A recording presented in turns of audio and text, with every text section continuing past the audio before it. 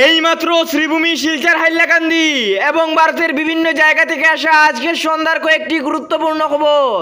ভাষা বিরোধ নয়, লড়াই মুসলিম অনুপ্রবেশের বিরুদ্ধে, বললেন মুখ্যমন্ত্রী ডক্টর হিমন্ত বিশ্ব শর্মা।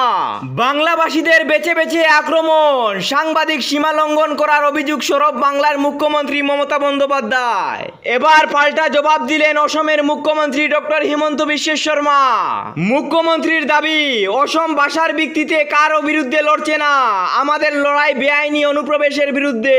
আমাদের লড়াই নিজেদের ভাষা সংস্কৃতির অস্তিত্ব টিকিয়ে রাখার। শনিবার সকালেই অসমে বাঙালি হেনস্থার অভিযোগে সরব হন বাংলার মুখ্যমন্ত্রী মমতা বন্দ্যোপাধ্যায়। তিনি সোশ্যাল মিডিয়ার পোস্টে লিখেন, দেশে দ্বিতীয় কৈত্য ভাষা হলো বাংলা, অসমেও তাই। যারা সমস্ত ভাষা ও ধর্মকে সম্মান করেন তাদের উপর শুধুমাত্র মাতৃভাষার জন্য হেনস্থা করা অসাংবিধানিক এবং বৈষম্যমূলক আচরণ। অসমে বিজেপির বিভেদমূলক এজেন্ডা সমস্ত সীমা লঙ্ঘন করেছে, অসমবাসী রুখে দাঁড়ান। যারা মাতৃভাষার জন্য নিজের পরিচয় রক্ষার লড়াই করেছেন, আমি তাদের মতো প্রত্যেক নির্ভীক মানুষের পাশে আছি। সঙ্গে সঙ্গে মমতার ওই অভিযোগের পাল্টা দিলেন অসমের মুখ্যমন্ত্রী ডক্টর হিমন্ত বিশ্ব শর্মা। তিনি বলেন, প্রিয় দিদি, অসমে আমরা নিজেদের মানুষের বিরুদ্ধে লড়ছি না, আমাদের লড়াই বেআইনি অনুপ্রবেশের বিরুদ্ধে, যা বিপজ্জনকভাবে জনবিন্যাস বদলে দিচ্ছে। অসমের মুখ্যমন্ত্রীর বক্তব্য, ইতিমধ্যে রাজ্যের একাধিক জেলায় হিন্দুরা সংখ্যালঘু হওয়ার পথে।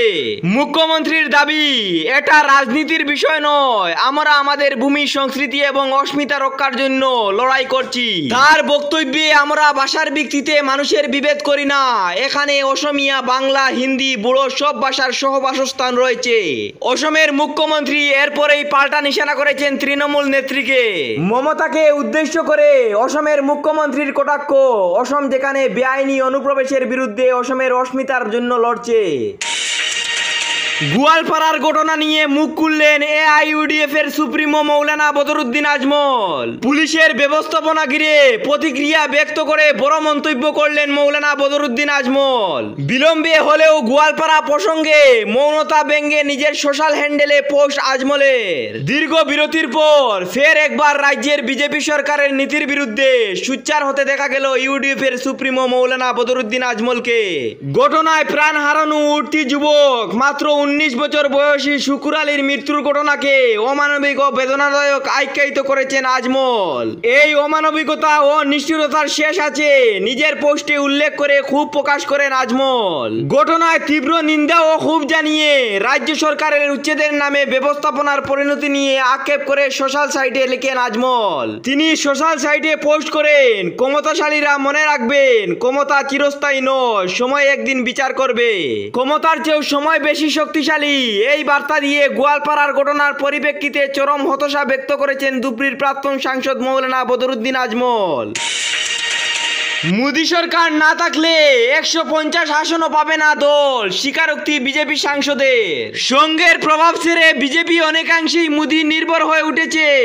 এতদিন একথা শোনা যেত বিরোধীদের মুখে, এবার খুদ বিজেপির ওই প্রথম সারির সাংসদ নিশিকান্ত দুবের মুখে শোনা গেল সেই স্বীকারোক্ত। তিনি মেনে নিলেন মোদীকে বিজেপির প্রয়োজন, তিনি না থাকলে গোটা দেশে 150 আসনও পাবে না বিজেপি। এক সর্বভারতীয় সংবাদ মাধ্যমকে দেওয়া সাক্ষাৎকারে নিশিকান্ত দুবে বলেছেন, 2014 সালে নরেন্দ্র মোদী ক্ষমতায় আসার পর বিজেপির একটা নতুন ভোট ব্যাংক তৈরি হয়েছে, সেই ভোট ব্যাংক আগে বিজেপির ছিল না।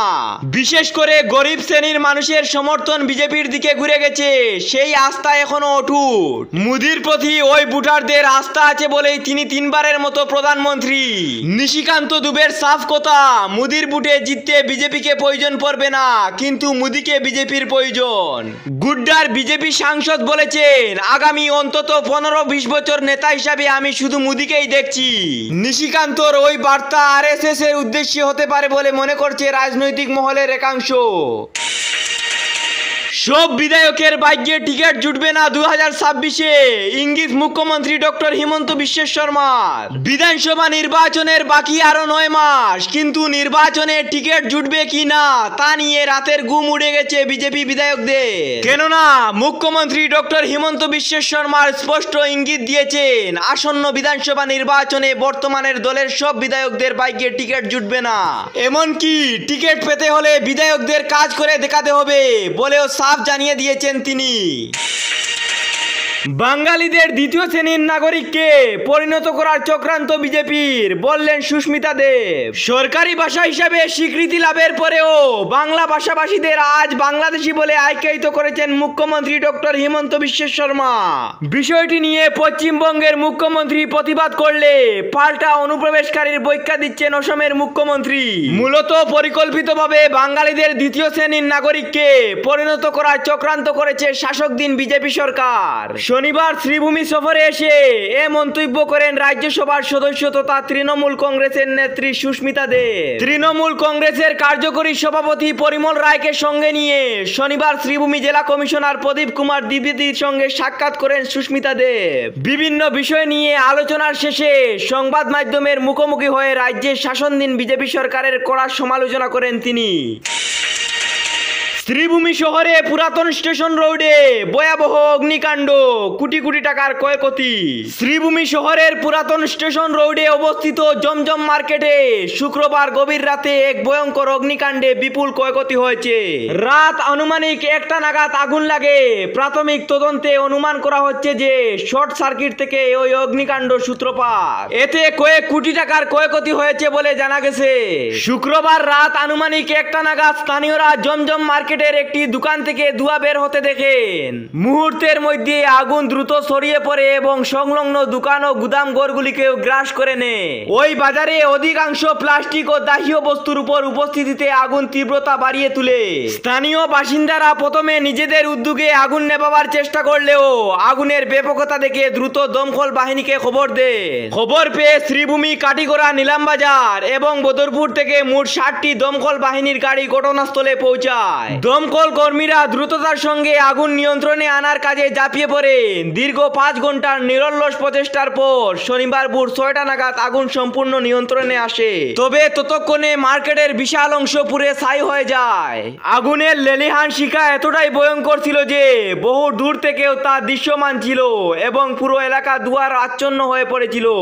এইমাত্র আসা আজকের আমাদের সন্ধ্যার কয়েকটি গুরুত্বপূর্ণ খবর। ভিডিও যদি ভালো লাগে তাহলে অবশ্যই একটি লাইক করে চ্যানেলটি সাবস্ক্রাইব করে পাশের বেল আইকনটি বাজিয়ে রাখবেন এবং ফেসবুক পেজটি ফলো করে ভিডিওটি অবশ্যই একবার শেয়ার করবেন। ধন্যবাদ।